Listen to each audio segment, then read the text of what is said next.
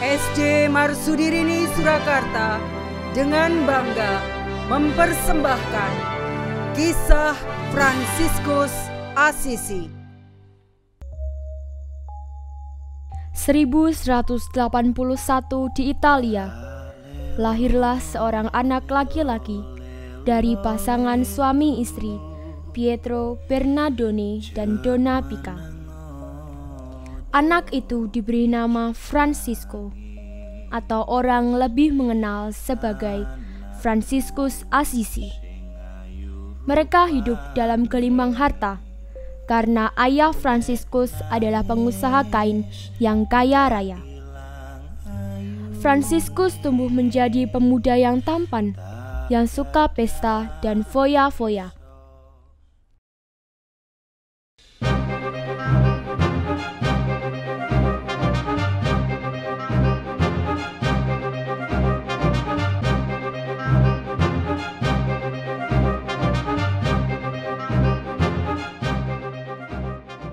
Fransiskus Assisi tertangkap. Ia dipenjara. Fransiskus Assisi jatuh sakit.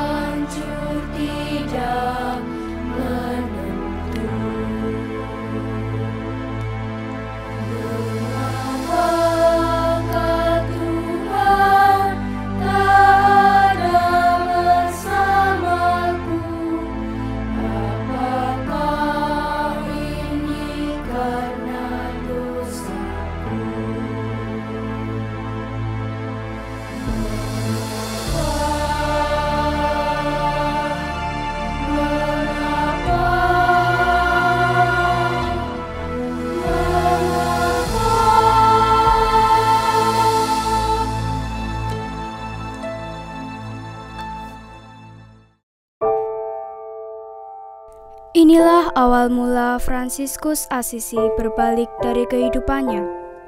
Situasi berbalik 180 derajat. Ketika pulang dari penjara, ia bertemu dengan seorang pengemis.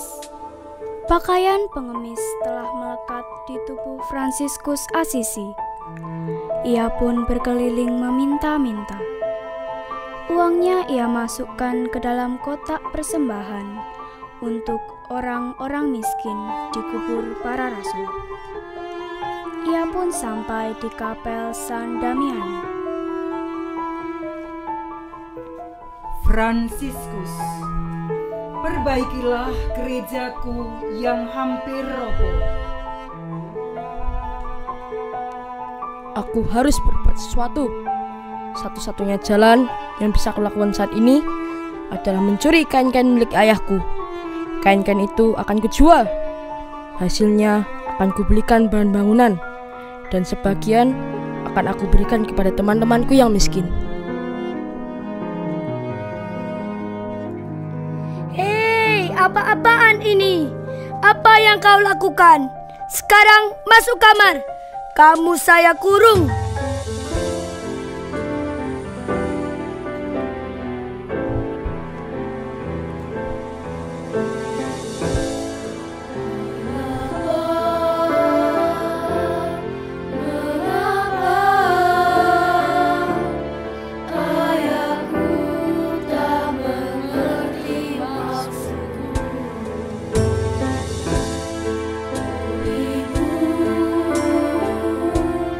Toh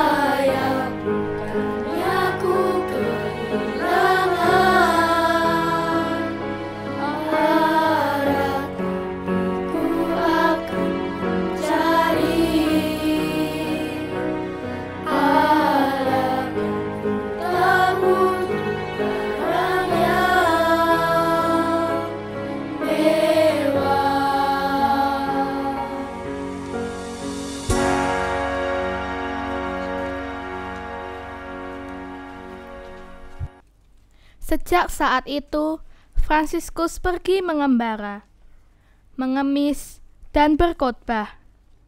Pengikutnya pun semakin bertambah. Sang poverello atau lelaki miskin telah memikat banyak pemuda. Siapakah mereka? Bernardus Guantevale, seorang pedagang kaya. Petrus Katana, seorang pegawai. Dan Giles, seorang yang sederhana dan bijak. Harta benda mereka pakai untuk melayani kaum miskin dan orang sakit. Para pengikut Fransiskus menamakan diri saudara-saudara Dina. Kerendahan hati, persaudaraan terhadap semua makhluk, memikat semua. Semua yang ada di dalam semesta adalah saudara. Inilah yang membuat cara hidup Fransiskus Assisi semakin mempesona. Lihatlah siapa saja yang terpesona. Clara dan teman-temannya. Burung-burung, binatang-binatang, alam dan tumbuhan.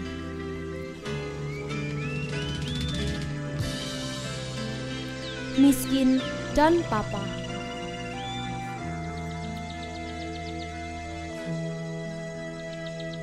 Orang kaya.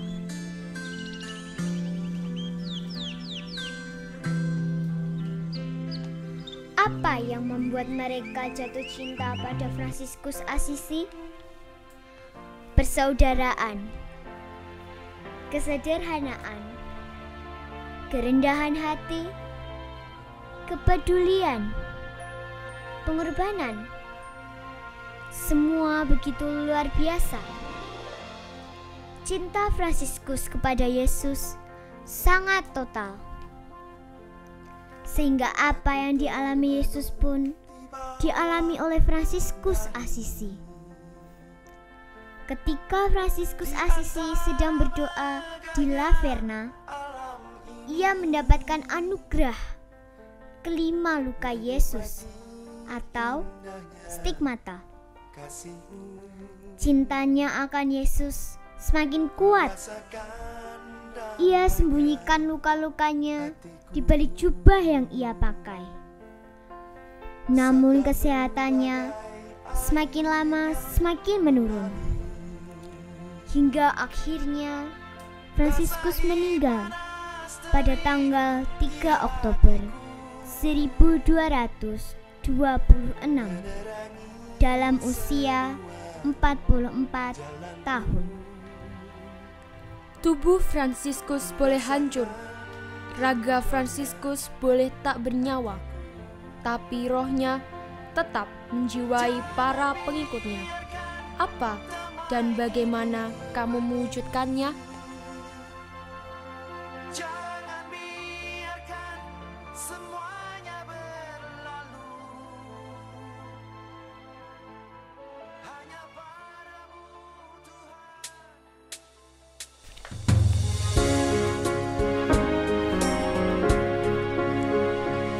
Tuhan, jadikanlah daku pembawa damai bila terjadi kebencian.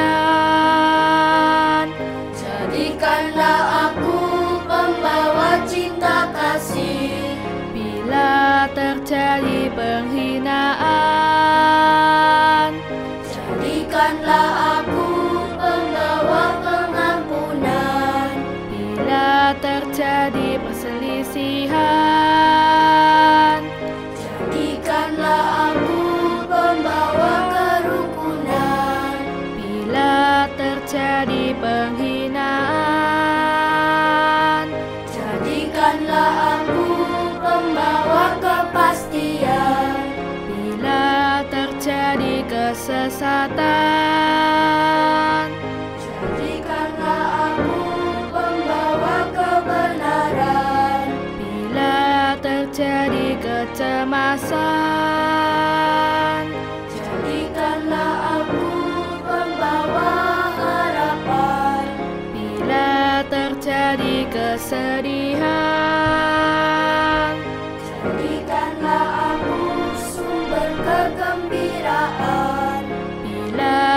dari kegelapan. Jadikanlah aku pembawa terang, oh Tuhan. Semoga aku lebih ingin menghibur daripada dihibur, memahami daripada dipahami, mencintai daripada dicintai.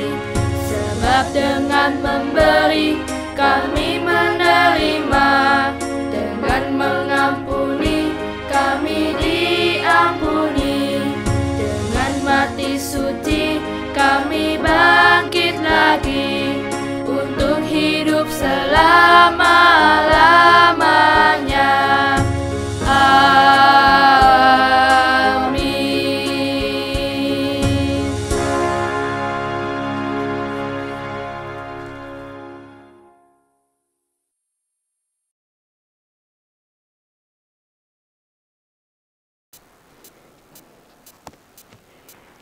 Selamat pagi anak-anak semuanya. Selamat pagi Bapak Ibu orang tua murid keluarga besar SD Marsudirini Surakarta. Bagaimana kabarnya? Tentu sehat ya. Hari ini saya memakai pakaian seperti ini. Apakah kalian masih tahu anak-anak? Pakaian gaya siapakah seperti ini? Oke?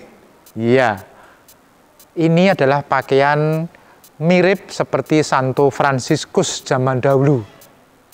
Nah, kenapa anak-anak Pak Yanto kok memakai pakaian Santo Fransiskus Asisi seperti ini? Begini anak-anak, Santo Fransiskus adalah seorang suci yang menjadi teladan bagi para suster yang mendirikan sekolah Marsudirini. Nah, karena kalian sekolah di Marsudirini ini, maka kalian pun wajib mengetahui, memahami, dan kemudian melaksanakan dalam hidup kita sehari-hari, dalam masyarakat, di dalam keluarga kita masing-masing.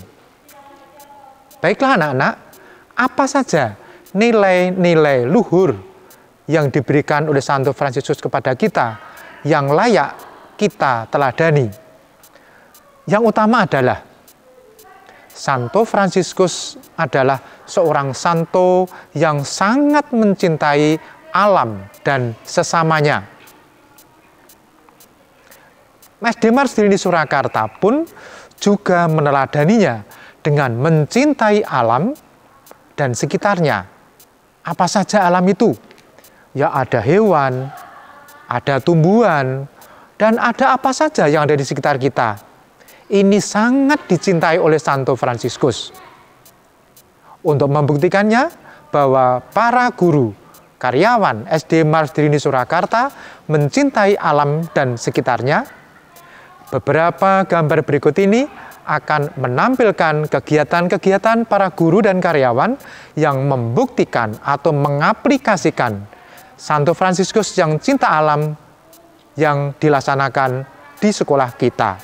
Mari kita saksikan beberapa gambar tentang cinta alam yang dilakukan oleh para guru Marsudirini Surakarta.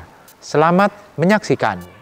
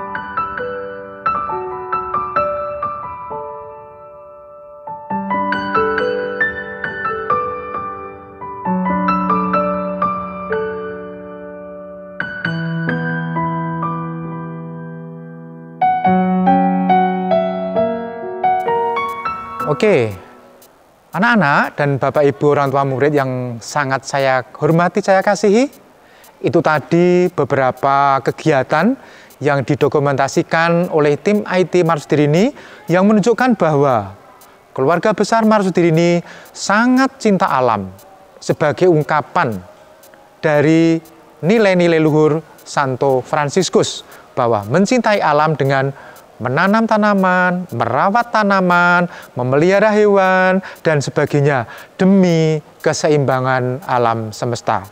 Semoga kegiatan ini dapat menginspirasi kalian semua untuk lebih mencintai alam demi keselamatan alam, keselamatan kita semuanya, dan untuk anak cucu kita. Terima kasih, sampai ketemu lagi dan berkah dalam.